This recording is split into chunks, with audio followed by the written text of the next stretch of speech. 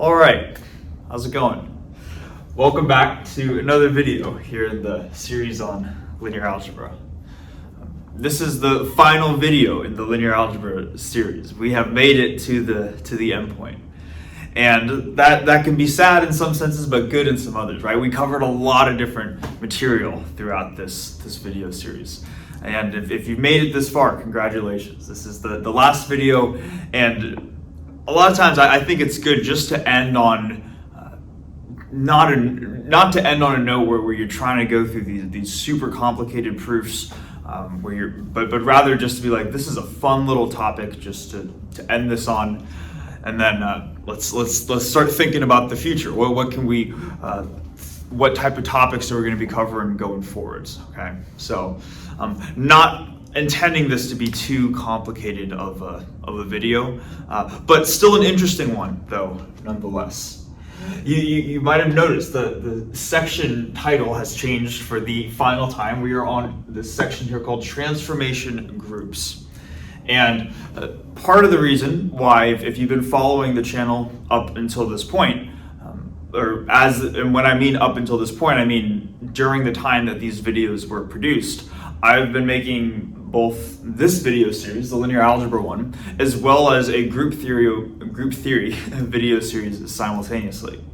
And the reason why I was making these two separate video series simultaneously was for this exact topic. It shows up in this video series, and it shows up in the series on group theory as well. So we are finally at this point where we're going to be talking about groups of matrices.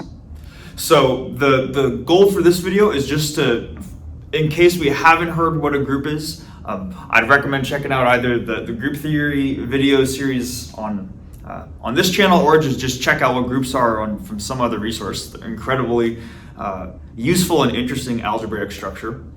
But we're going to first introduce just what a group is, go over the axioms for a group real quick in case we're unfamiliar with them, and then just go through a couple groups of matrices, and they're going to be primarily matrices that have applications to physics. We're going to see two main groups, and I'll leave the surprise for when we actually get there, and we'll just talk about them a little bit before finishing off this final video.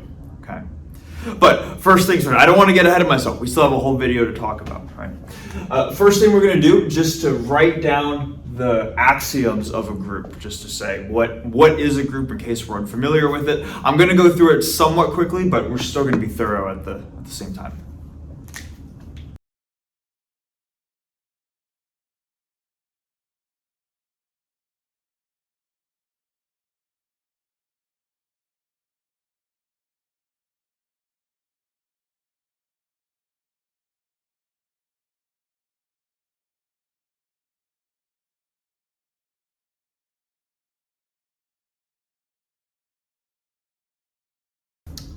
Okay, so definition here for a group. Again, we'll go through this somewhat quickly, but still worth going through, right? So a group is a pair of two different things, where the first thing in the pair is a set, and we're going to call that set G for the algebraic structure group. Okay, so a group is both a set that is equipped with what is called a binary operation, which we're going to write generally as star. Examples of binary operations are addition, subtraction, multiplication, division, stuff along those lines, but it doesn't have to be any of those four. It could be a combination of them or something completely different. All a binary operation is, or at least to put it kind of casually in words, it is an operation which will take in two inputs from the group, or from the set G, and output some other element from that set G. That's kind of how a binary operation is defined. Okay. So if you have a set, which you can call G, and you have a binary operation that acts on that set, those together form a group if these four requirements are satisfied. So just go through those, right? First is this thing called the zeroth property. It is the closure axiom. And basically, what it says is that if you have any two elements in the group, then when the binary operation star acts on those two elements, so you get A star B, that would produce a new element. And I shouldn't put equals G, I should say it's an element of G. Then the output element, whatever A star B is, will also be an element of the group. Basically, if you take in two things from the group, whatever you spit out is also going to be from the group. Okay. The reason, by the way, you might be wondering, why is this like the zeroth property? The reason is because, and we go over this in more detail in the group theory video series, but the axioms of a group are really the first, second, and third, and then the zeroth axiom gets immediately satisfied in the definition of a binary operation. But it's still something that you check every time. You check that a group, or you check that a set with a binary operation is closed whenever going through examples of groups. And because of that, it sometimes gets called the zeroth axiom, even though it's not technically an axiom of the group itself, but rather the binary operation. Okay. Anyways, first property is that the group needs to be closed. Then going on to, I guess, the official first axiom of the group, there needs to be an identity element. And we're going to denote that as the lowercase letter e to be the identity element in the group. And the identity element has the property such that for any other element in the group, and we're including the identity, for really any element in the group, and we can call some general element in the group A. If we have A acting on the identity, or the identity, or A times the identity, or the identity times A, that will give us the original element A back. All right.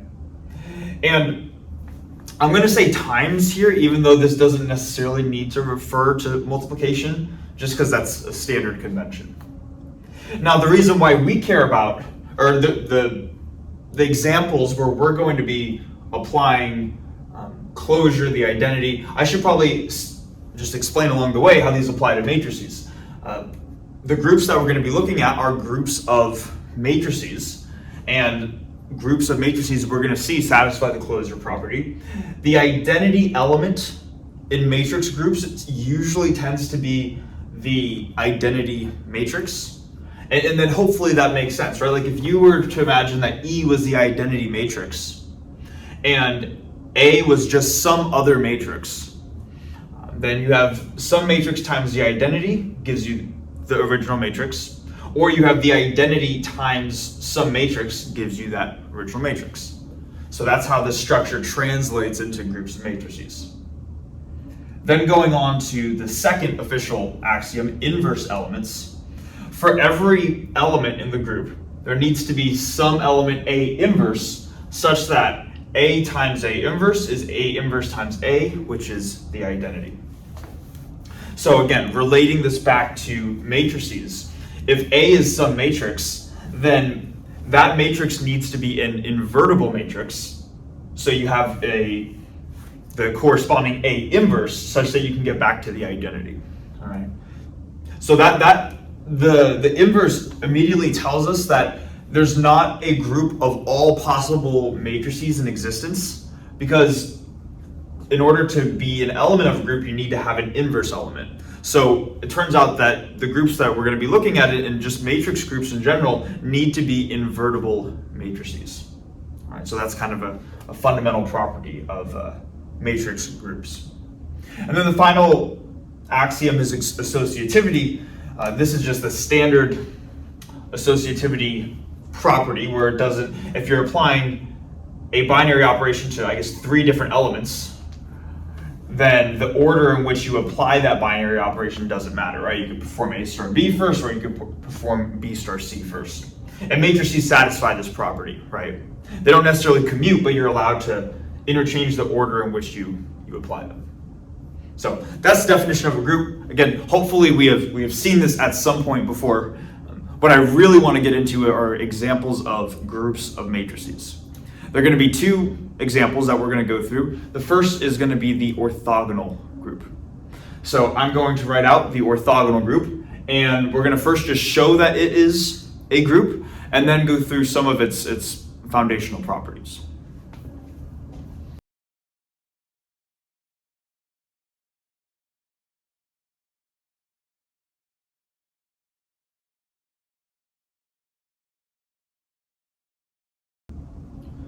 Okay, so we have this definition here for the orthogonal group, and let's go through it together.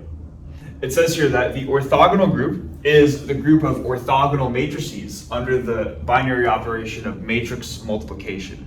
And notation-wise, we can denote the orthogonal group as O of n, where the O stands for orthogonal, right? And the n stands for the size of the elements, or the size of the matrices. And normally you say, well, matrices have rows and columns, but the orthogonal group only contains square matrices because you need a square matrix to be invertible. And so that means the number of rows and columns need to be the same. So n denotes the number of rows and columns in the square matrix. So this would be the orthogonal group, which would be the set of all orthogonal n by n matrices. Okay? So hopefully that makes sense. What we're going to first do is just show that the orthogonal group actually forms a group. And the way that we do that, and the way that you would show that any group is a group, is you would go through those lists, or that list in the previous whiteboard of 4 different axioms, and show that the given set, which would be, in this case, the set of all orthogonal matrices, and the binary operation, being matrix multiplication, show that that pair together does form a group. So we're just going to go through an example of that right here. So the first one is the closure axiom that we want to, that zeroth axiom that we want to satisfy, right?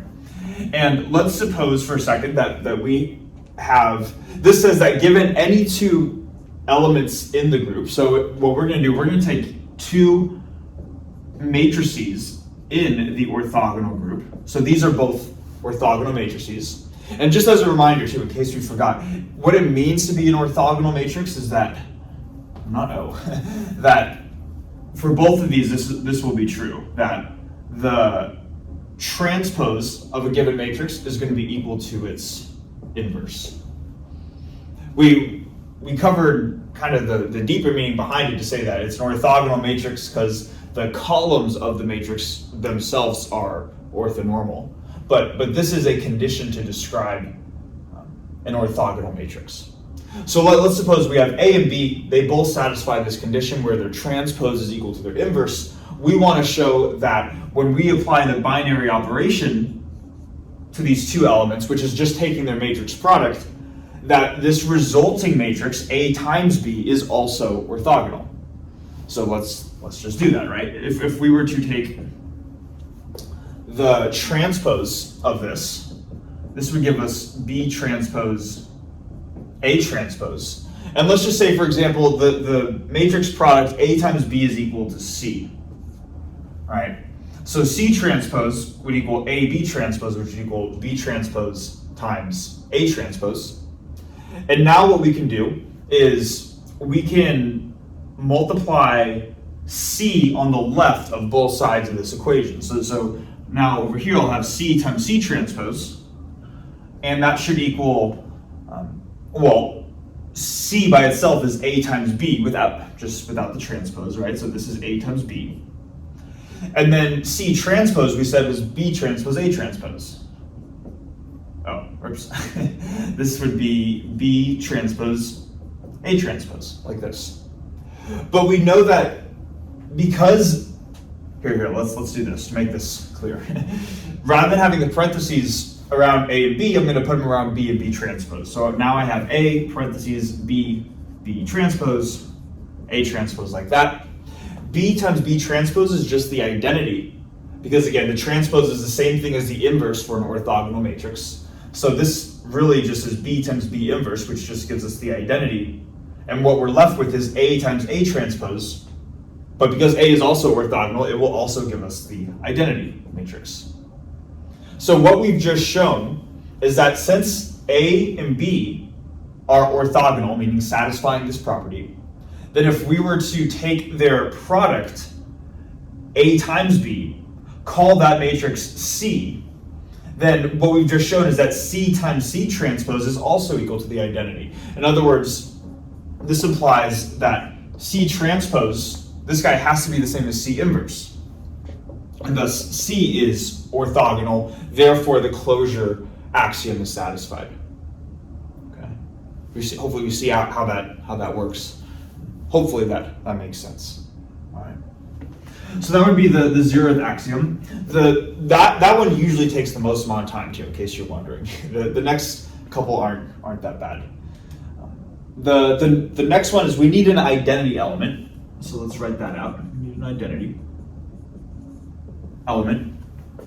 And the identity element is just the identity matrix in this case. If we're working in ON, then the identity element is the M by N identity matrix.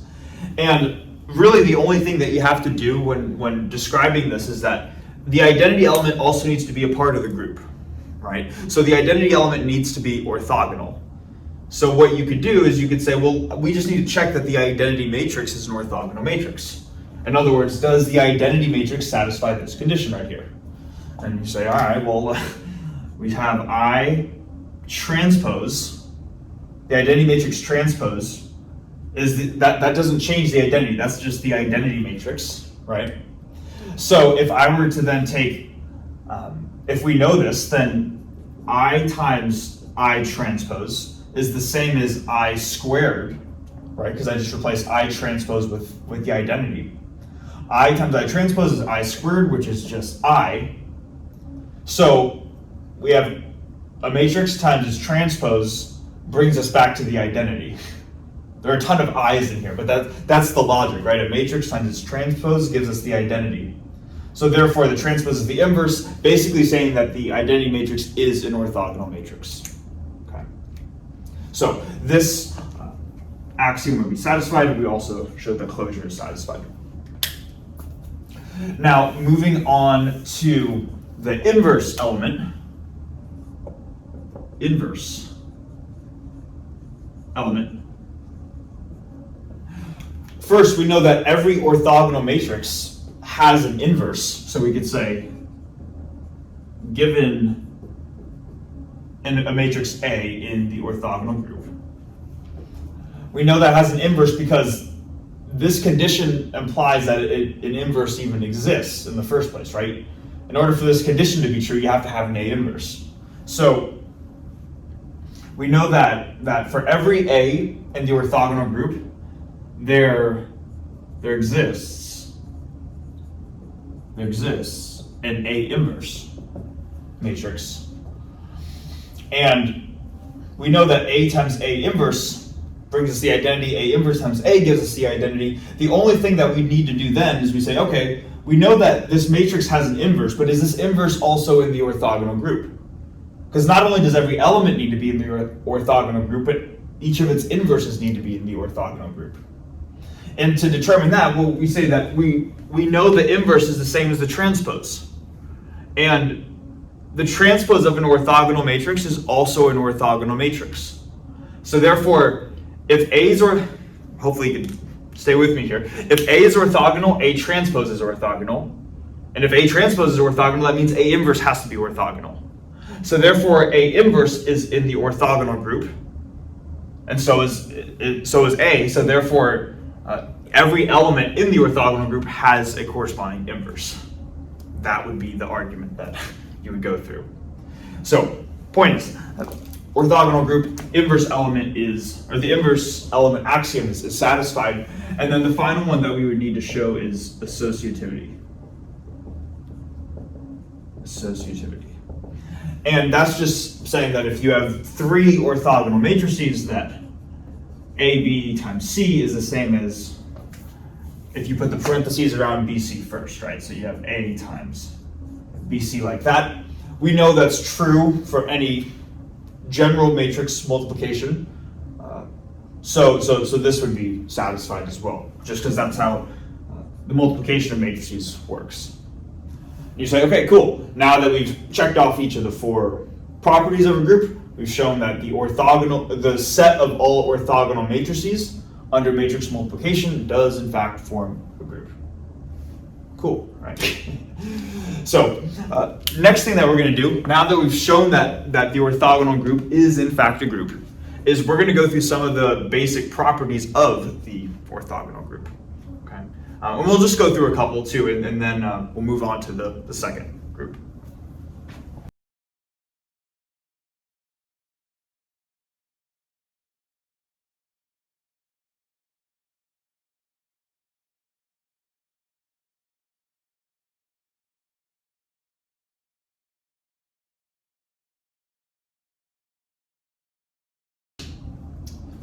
Okay, so just to list off a couple basic properties of the orthogonal group, we have this theorem right here, which says that if we're given an element of the orthogonal group, and we're going to call it P, meaning it's an orthogonal matrix, then the following 5 statements are equivalent.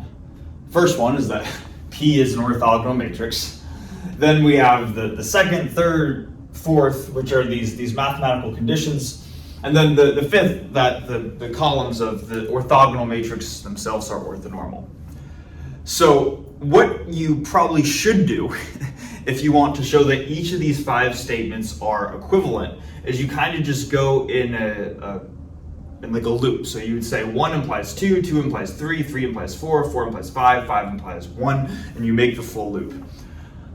That being said, I feel like some of these I'm only going to go through a couple of these to keep the video somewhat short, and then if you want to go through the rest of them, I'll go through 3 of them, and then maybe I'll do 1 goes to 2, 2 implies 3, and 3 implies 4, and then if you feel like doing 4 implies 5 and 5 implies 1 yourself, that's up to you. They're also in Dexter's lecture notes, and you can see those proofs as well. But we'll just go through a couple of them. And really what I want to get across more than anything is the physical significance of the orthogonal group and why we care about it in physics. So that's kind of what I'm trying to get at. But still, we'll start with this. So we'll start with let's do this. We'll start with the condition that 1 implies 2. So if P is orthogonal, then the absolute magnitude of P multiplying a vector x is just the absolute magnitude of the vector x itself.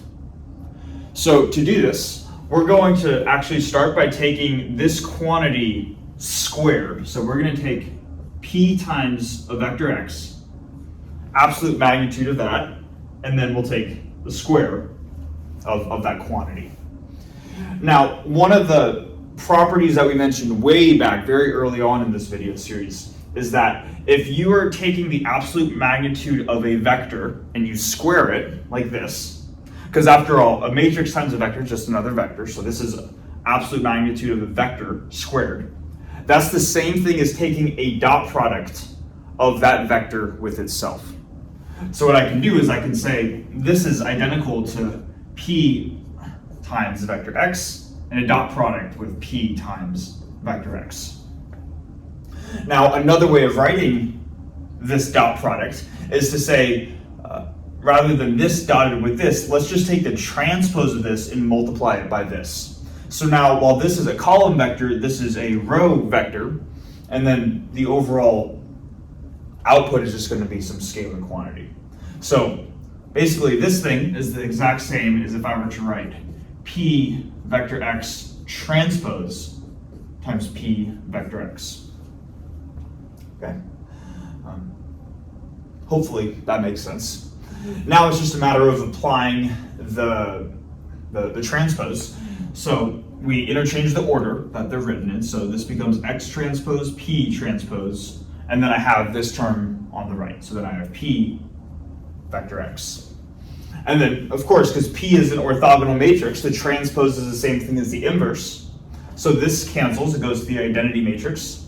And what we're left with is just x transpose times x, or in other words, x in a dot product with itself, which can also be written as absolute magnitude of x quantity squared.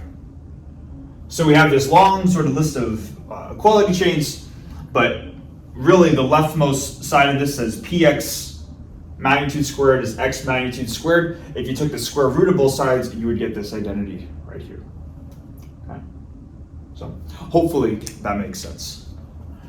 So what I'll do now is I'll just to make sure I have enough room, I'll erase this, and then we'll go on to show that, okay, now that we've established 2, we'll show that 2 implies 3. Okay, now to show that condition 2 implies condition 3. So we're going to use this as our starting point right here. What we technically showed too was that the square of this is the square of this, and then we took the square roots to finish that. But we can still also square both sides, and it's the same identity as number 2.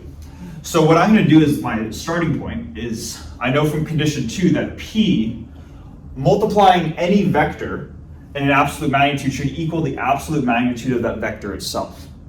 Now, X here can denote any general vector, of course, right? So rather than writing X, I'm just going to replace it with the sum of 2 vectors. So instead of P, I'm going to write, or Px, I'm going to write P times X plus Y. Because after all, X plus Y is, if you were to take that sum, you would get a resulting vector. So this is just another way of writing some other vector. So I'm going to have this, I'm going to square it, and that should be the same as if I just take this vector X plus Y quantity squared. I'm going to start with the left-hand side, and I'll write LHS for left-hand side. Absolute magnitude of this quantity squared is just in a dot product with itself. So I'm going to have, let's see here, I'm going to have P times, well, what I'm going to do, I think, is I'm going to just distribute P across. So then I'm going to have Px plus Py in a dot product with Px plus Py. Okay.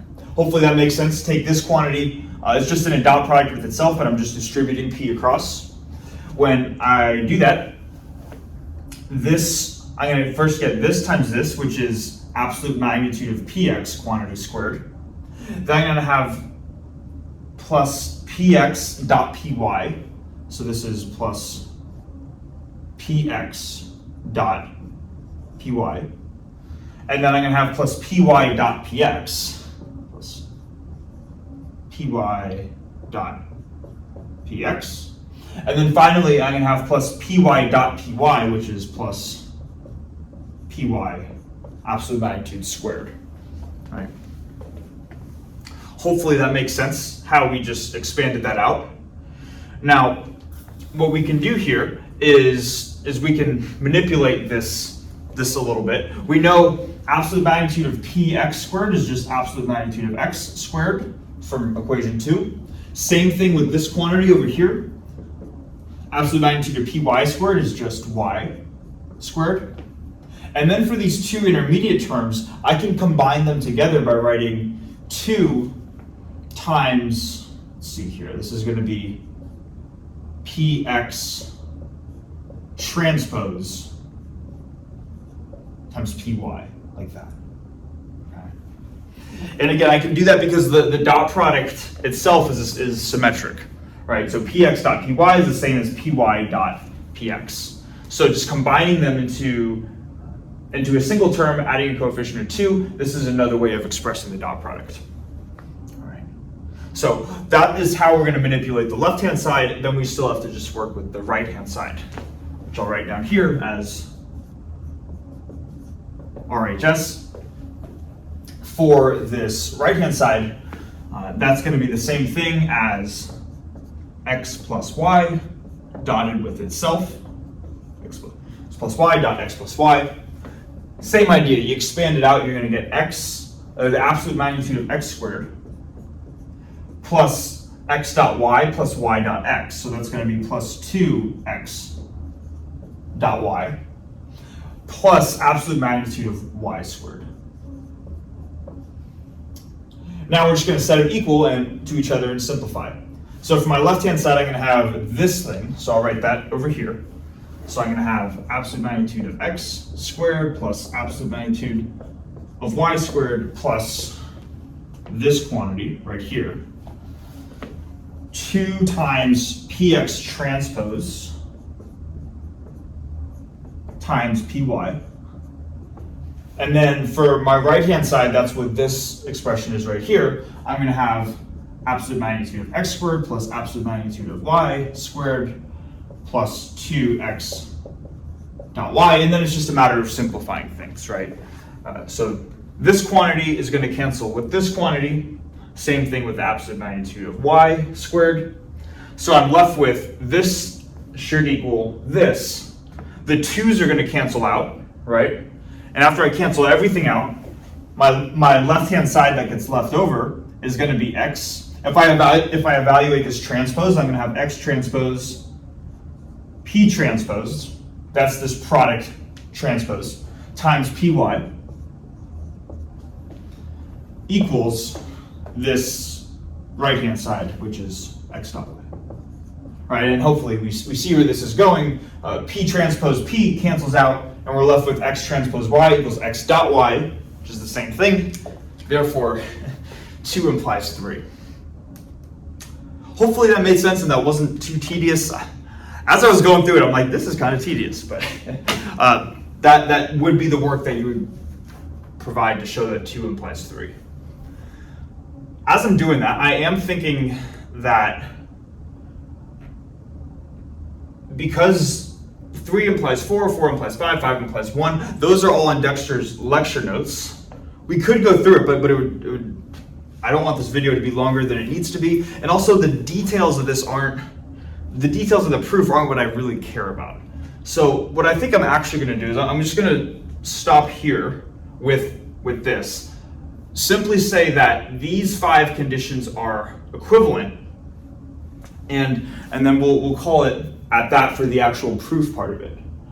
What I want us to understand, though, is really more the conceptual part of what's going on and why we would care about orthogonal matrices in physics. The condition that stands out to me is that P times absolute magnitude of x is equal to the absolute magnitude of x.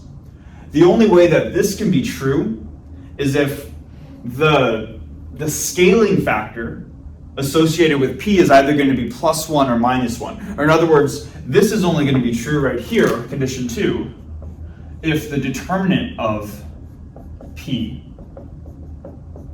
equals +or -1. And if that's unclear, just imagine, for example, that the determinant of P was 2.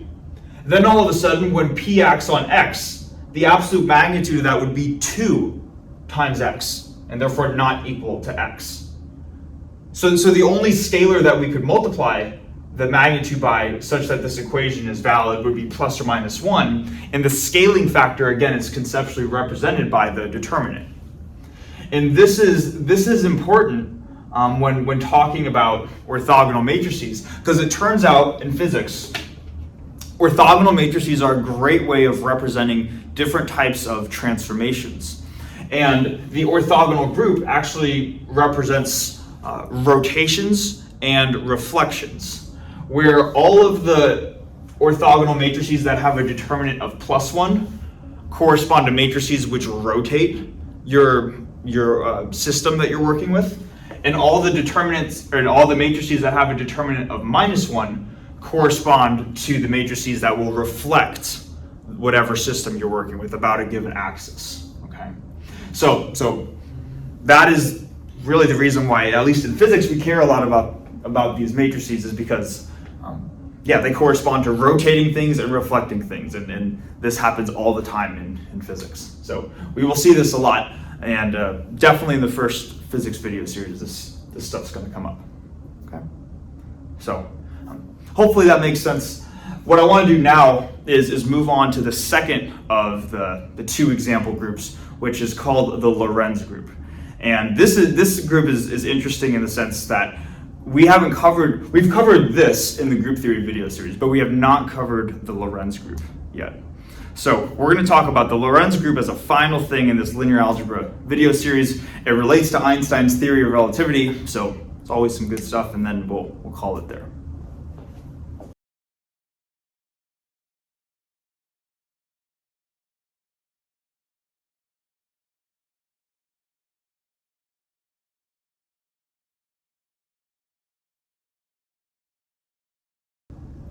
Okay, so this might admittedly look a little bit different than what you'd be expecting if you haven't read through Dexter's notes yet.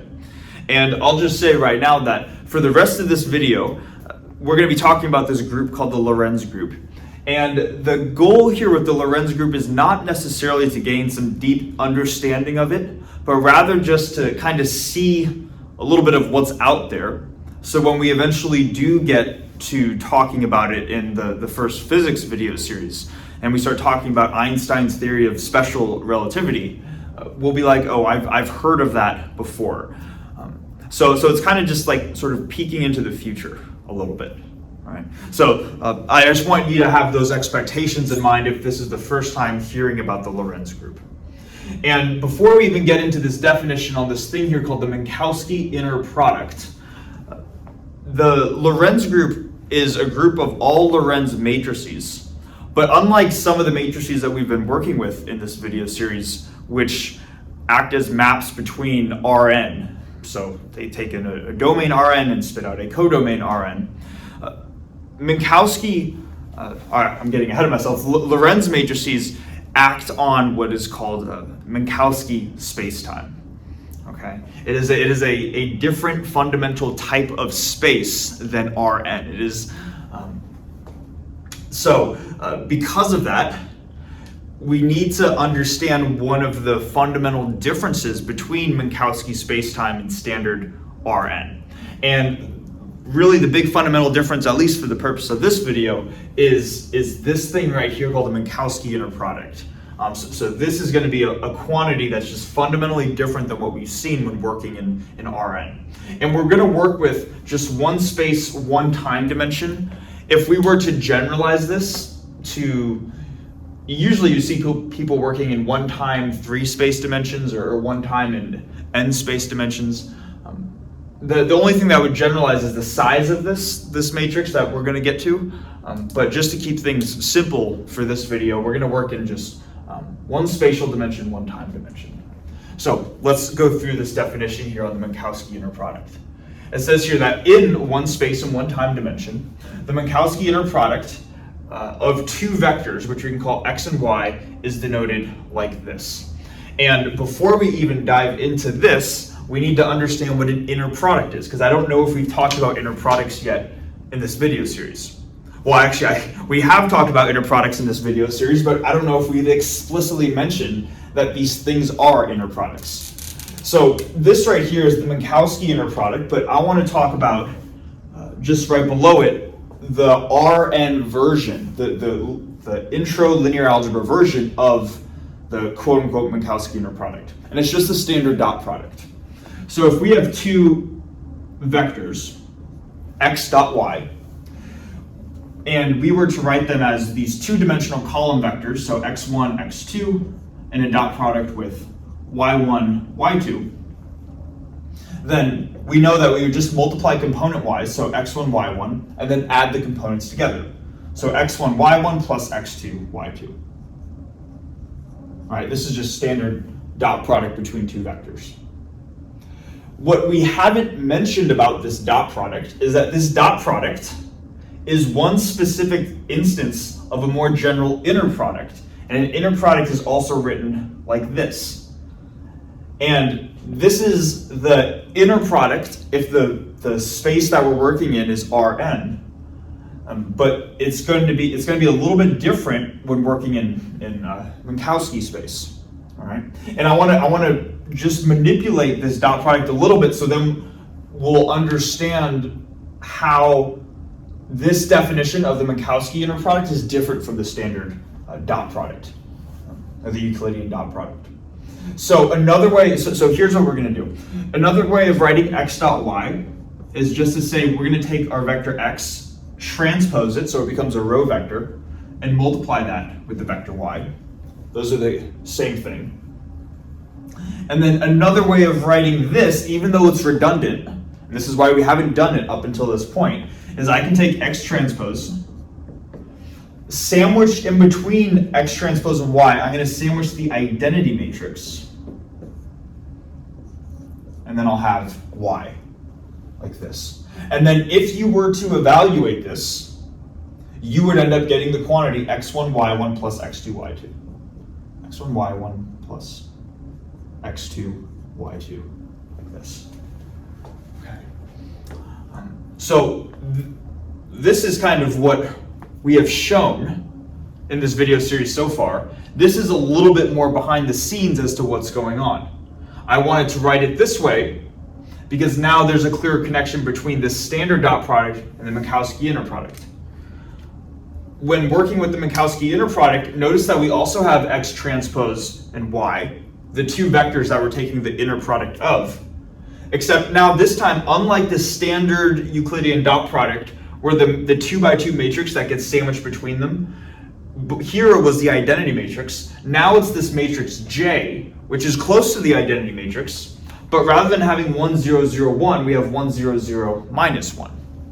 And if we were to generalize to 3 spatial dimensions as opposed to just 1 spatial dimension, it would be a 4 by 4 matrix where we'd have 1 in the top left and then negative 1s across the remaining elements, the remaining main diagonal elements. I could even just write it out real quickly. J equals 1, negative 1, negative 1, negative 1, and zeros everywhere else. In the 3 space 1 time case.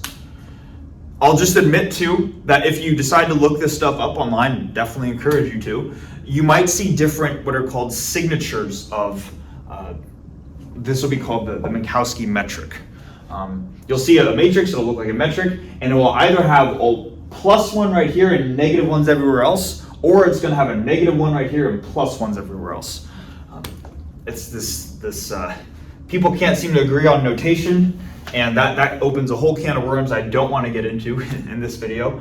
But just know that this matrix J not being the identity matrix is how it differs from the standard dot product.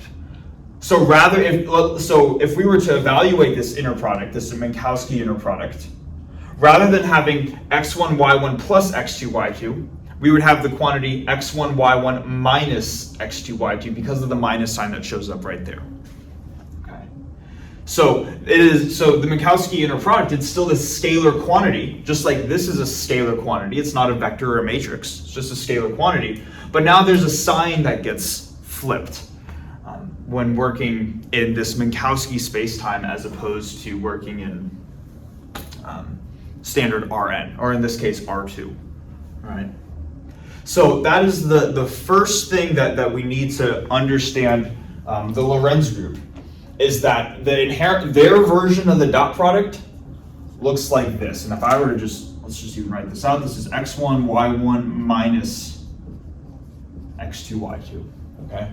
So what they call the dot product in Minkowski space looks different than the dot product in Rn, and they call it the Minkowski inner product. Okay.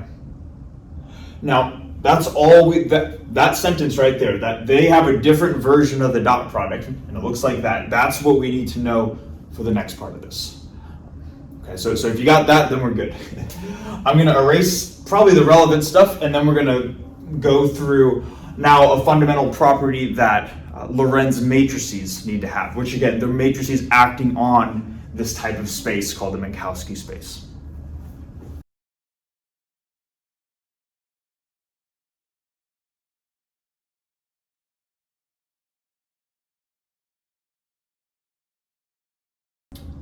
Okay, and the final thing that we're going to mention here is this notion of the preservation of the inner product. So if we get the idea that in this thing called Minkowski space, which shows up in the theory of relativity, there's this different notion of a dot product called the Minkowski inner product. It looks like this.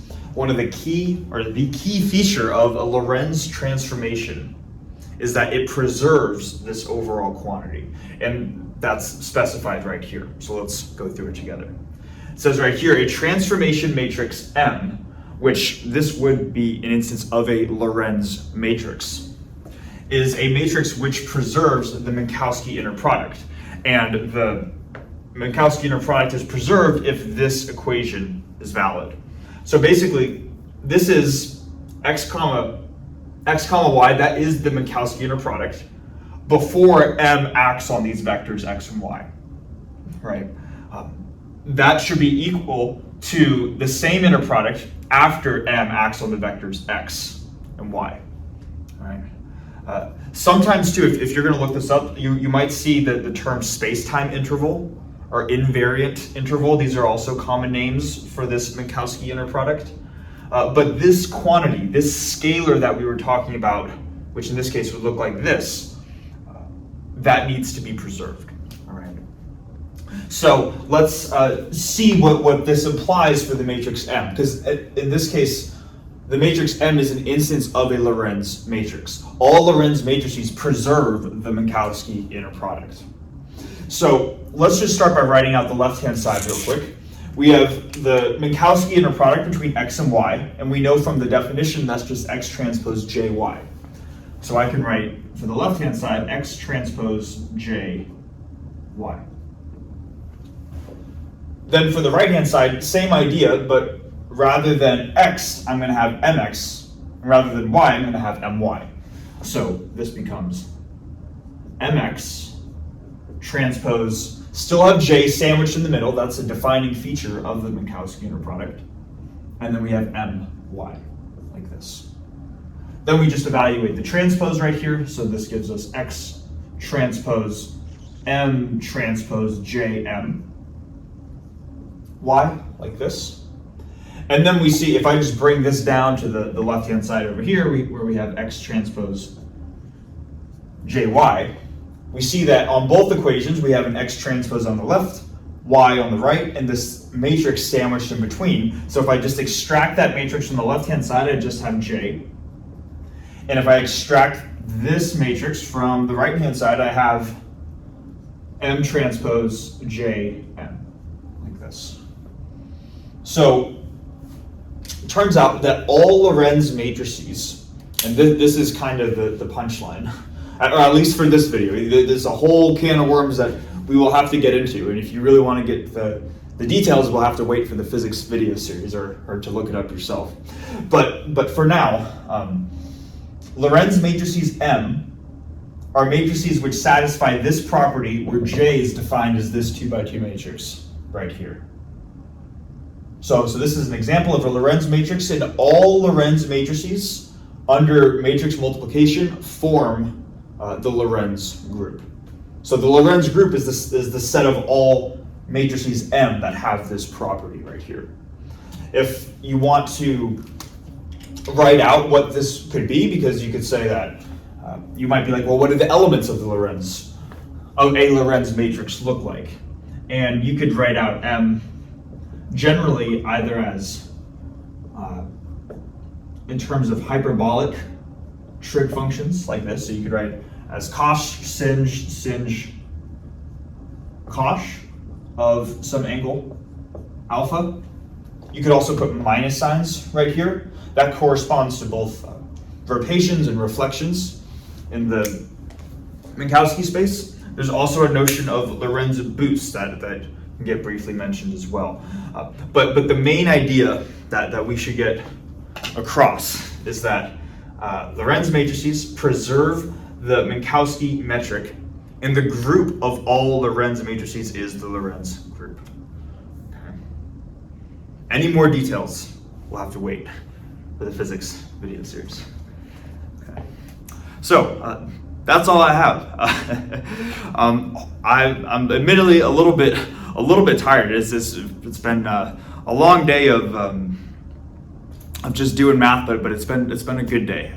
This is the second video that I recorded today. So just really trying to cram as much in as possible. Hopefully you guys learned something in this video series.